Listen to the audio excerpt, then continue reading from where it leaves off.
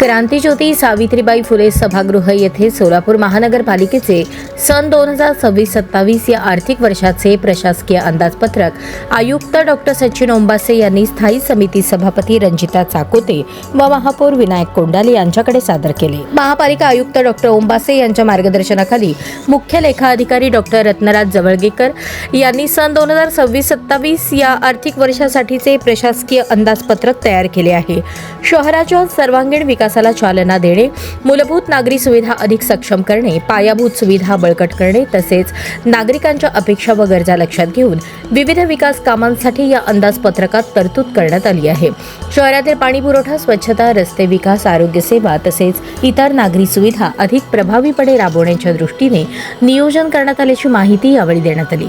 तसेच महापालिका आयुक्त डॉक्टर सचिन ओंबासे यांनी अंदाजपत्रकामध्ये विविध विभागांसाठी करण्यात आलेल्या तरतुदींबाबत सविस्तर माहिती दिली। या प्रसंगी उपमहापौर ज्ञानेश्वरी देवकर, सभागृह नेते नरेंद्र काळे, नगरसेविका तथा अध्यक्ष रोहिणी तडवळकर, उपायुक्त आशिष लोकरे, मुख्य लेखा परीक्षक सदानंद वाघमोडे तसेच स्थायी समिती सदस्य संगीता जाधव, अश्विनी चव्हाण, भरतसिंग बडुरवाले, बिजू प्रधाने, सतीश सिरसिल्ला, सत्यनारायण गुर्रम आदी मान्यवर उपस्थित होते।